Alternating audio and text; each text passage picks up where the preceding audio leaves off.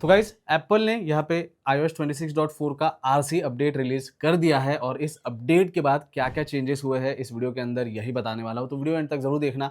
बस आगे बढ़ने से पहले अगर आप चैनल पर नए हो सब्सक्राइब जरूर कर दीजिए। वीडियो स्टार्ट करते हैं। वैसे गाइस नीचे टाइम स्टैम्प्स दे दूंगा, अगर आपको किसी पार्ट पे डायरेक्टली जाना होगा तो आप जा सकते हो। अब इस अपडेट के बाद जो बेसिक चेंजेस है पहले उसकी बात कर लेते हैं। तो अगर मैं सेटिंग्स में जनरल में जाता हूँ तो यहाँ पे आप इसका बिल नंबर जो है चेकआउट कर सकते हो। iOS वर्जन 26.4 ही है, लेकिन बिल नंबर है यहाँ पे 23E244।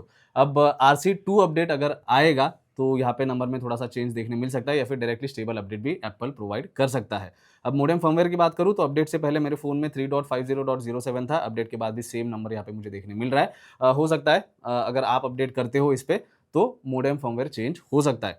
अपडेट से पहले बैटरी हेल्थ 86% पे थी और अपडेट के बाद आप चेकआउट कर सकते हो अभी भी 86% पे है। अगर ये रिकैलिब्रेट होने वाली होगी तो 2-3 दिन में यहाँ पे इस नंबर में भी मुझे चेंज देखने मिल जाएगा, लेकिन अभी फिलहाल के लिए तो कुछ नहीं है।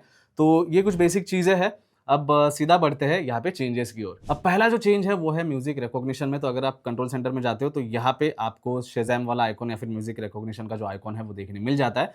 तो ये ऑनलाइन काम करता था, लेकिन अब ऑफलाइन का भी ऑप्शन आ गया है। तो अगर आप ऐसे जगह पे हो जहाँ पे नेटवर्क नहीं है और कोई सॉन्ग आप सुन रहे हो जो पता करना चाहते हो कि कौन सा सॉन्ग है, तो यहाँ पे आप इसे ऑफलाइन भी यूज कर सकते हो। बस रिजल्ट वो उस टाइम पे नहीं देगा। जैसे ही आप ऑनलाइन आ जाते हो, जिस सॉन्ग को इसने सर्च किया था उसका रिजल्ट आपको ऑनलाइन आने के बाद इजीली मिल जाएगा। इसके बाद एक्सेसिबिलिटी के अंदर इफेक्ट को लेके एक चेंज किया गया है। तो जैसे ही आप सेटिंग्स में एक्सेसिबिलिटी में जाते हो, आपको जाना है डिस्प्ले के अंदर और नीचे आने के बाद यहाँ पे आपको रिड्यूस ब्राइट इफेक्ट का ऑप्शन मिल जाएगा। अब यहाँ पे कुछ इन्फॉर्मेशन भी दी गई है। Minimize highlighting and flashing when interacting with on screen element such as buttons और द कीबोर्ड।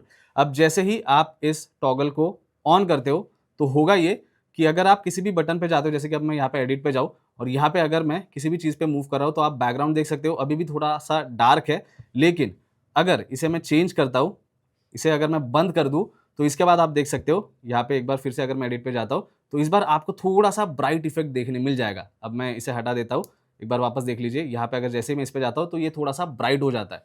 तो अगर आपको ये चीज़ नहीं चाहिए होगी तो आप इस सेटिंग को जो है चेंज कर सकते हो। और ये कहाँ पे करना है, एक्सेसिबिलिटी के अंदर डिस्प्ले के अंदर आपको यहाँ पे रिड्यूस ब्राइटनेस इफेक्ट का ऑप्शन मिल जाएगा। अगर आपको लाइट वाला इफेक्ट चाहिए तो इसे बंद कीजिए, लाइट वाला इफेक्ट नहीं चाहिए तो इस टॉगल को ऑन करना। इसके अलावा मोशन का भी एक सेटिंग यहाँ पे हमें मिल जाता है। तो जैसे ही मैं यहाँ पे एक्सेसिबिलिटी में मोशन में जाता हूँ तो यहाँ पे रिड्यूस मोशन का ऑप्शन मिल जाएगा। अब इसका काम क्या है पहले वो बता देता हूँ। देखो, अगर मैं कंट्रोल सेंटर में जाता हूँ तो यहाँ पे आपको बाउंसी एनिमेशन देखने मिल जाता है। अगर मैं दूसरे पेज पे भी जाऊँ तो यहाँ पे सेम चीज आप चेकआउट कर सकते हो। अब जैसे ही मैं रिड्यूस मोशन के इस टॉगल को ऑन करता हूँ और इसके बाद अगर मैं कंट्रोल सेंटर ओपन करता हूँ तो आप देख सकते हो यहाँ पे मोशन जो है वो चला गया है। अगर मैं दूसरे पेज पे भी जाऊँ तो ये नॉर्मली आ रहा है, तो वो बाउंसी इफेक्ट जो है हमें नहीं मिल रहा। तो अगर आपको मोशन इफेक्ट नहीं चाहिए होगा तो यहाँ पे रिड्यूस मोशन का टॉगल ऑन कीजिए, लेकिन अगर आपको मोशन इफेक्ट चाहिए होगा तो इस टॉगल को आप बंद कर सकते हो। इसके बाद एप्पल टीवी अगर आप यूज कर रहे हो तो यहाँ पे कैप्शन सेटिंग और सबटाइटल का एक ऑप्शन आपको मिल जाएगा। तो आप डिफरेंट स्टाइल जो है यहाँ पे चूज कर सकते हो अपने हिसाब से। अब इस अपडेट के बाद कीबोर्ड में पहले जो टाइपिंग का प्रॉब्लम आ रहा था कि इतना एक्यूरेट नहीं है, थोड़ा सा स्लो फील हो रहा है, वो एप्पल ने यहाँ पे सॉल्व कर दिया इस इशू को। और रिलीज नोट्स के अंदर भी इस चीज को एप्पल ने मेंशन किया है। तो अगर आप इस बार कीबोर्ड यूज करोगे तो आपको अच्छी खासी एक्यूरेसी जो है मिल जाएगी। अब इस अपडेट के बाद अगर आपको फिर भी प्रॉब्लम फेस हो रहा है तो प्लीज कमेंट करके मुझे जरूर बता देना। अब नेक्स्ट चेंज है फ्री फॉर्म एप्लीकेशन के अंदर। सबसे पहले तो इसका जो आइकॉन है ये भी थोड़ा सा चेंज हो गया है और इसके अंदर अब आपको इस अपडेट के बाद इमेज क्रिएशन का एक ऑप्शन मिल जाता है, एडिटिंग टूल के ऑप्शन भी मिल जाएंगे और अलग अलग कंटेंट लाइब्रेरी भी मिल जाते हैं। तो यहाँ पे आप देख सकते हो जनरेट इमेज का ऑप्शन आ रहा है और यहाँ पे मल्टीपल चीजें आपको देखने मिल जाती है। ऊपर आपको फोटोज का एक ऑप्शन मिल जाएगा, ग्राफिक का ऑप्शन मिल जाता है, बैकग्राउंड्स के ऑप्शन मिल जाते हैं।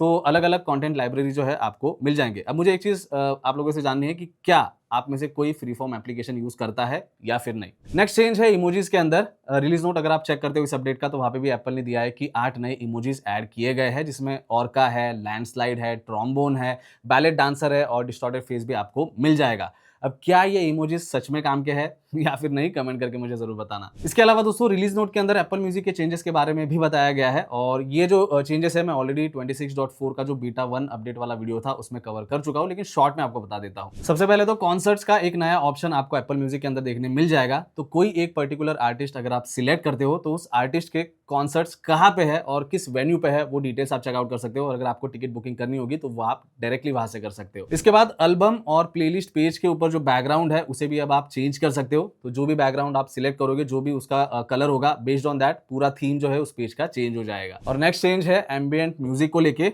होम स्क्रीन के ऊपर अब आप एम्बिएंट म्यूजिक का जो विजेट है उसे ऐड कर सकते हो, जिसमें आपको अलग-अलग ऑप्शंस मिल जाते हैं, जैसे कि स्लीप है, चिल है, प्रोडक्टिव है और वेलबींग का ऑप्शन मिल जाएगा।